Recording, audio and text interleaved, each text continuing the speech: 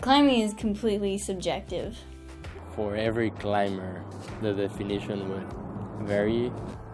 Could be just something that they like to do with their friends.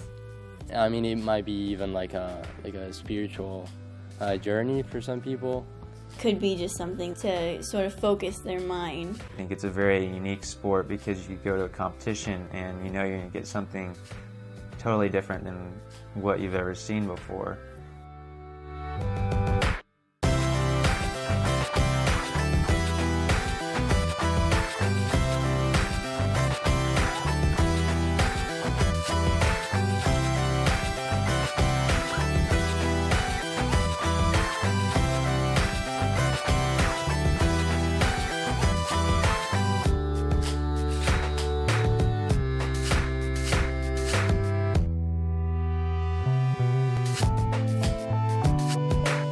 There's three different kinds of disciplines of competitive rock climbing. There's sport, there's speed, and there's bouldering.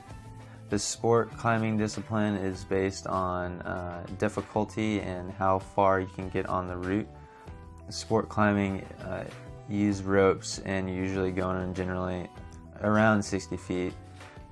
Speed climbing is based on speed. That's all it is you have a route. It's a little easier than what you would get from sport climbing, and it's just based on time and how fast you can get up. Bouldering is like sport climbing in that it's based on how high you can get, but bouldering you do not use ropes. You don't tie in at all. You're just climbing about 15 feet at the most over gymnastic pads. Bouldering is very technical, very powerful type of climbing, and generally competitors will have 5 minutes to try to figure out a boulder problem, is what we call it. So they'll have 5 minutes and they'll try it and try to get as far as they can. So maybe they'll try it a few times, and wherever they get the highest is what they score on that problem. And in a whole competition, maybe they'll have 4 different problems.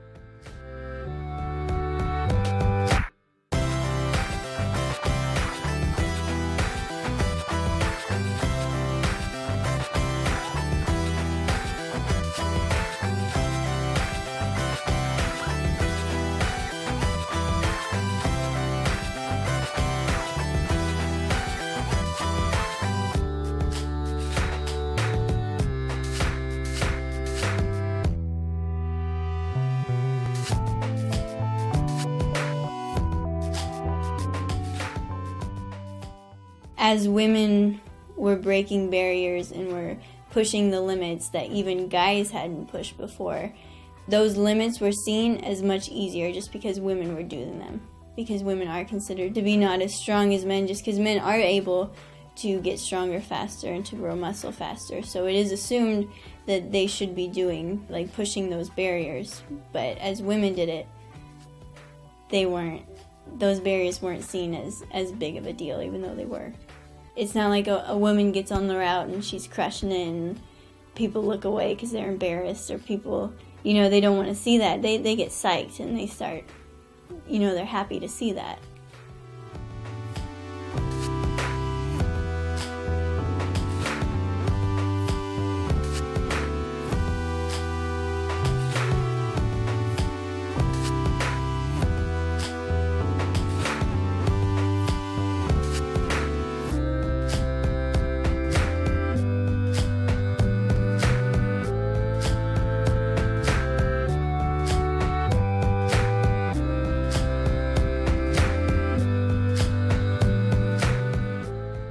Climbers do have a general lifestyle of being very nature-based, very simple, very down-earth kind of oriented.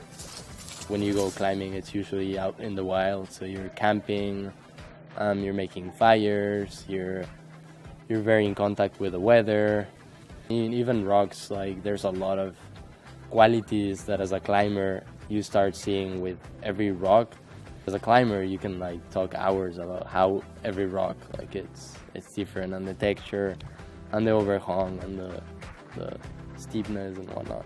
I think a lot of climbers would agree that it's something magic to get to a place where there's people speaking Spanish, they're from Spain, there's people speaking French, there's all these languages, but when it comes down to it, you're speaking like rock language. It's like a common, and you're sharing like how the rock was, and there's like I don't know, it's interesting to see how like a light turns on and people are just like, well, he had like a really long move, and that really bad hold, and it's not like a language thing, it's more like a climbing language.